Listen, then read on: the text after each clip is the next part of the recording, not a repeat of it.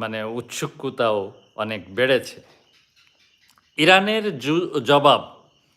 জবাব গ্রাউন্ড যুদ্ধ হলে এটা আমেরিকার জন্য নরক হবে বা ইরান নরক সৃষ্টি করে দেবে।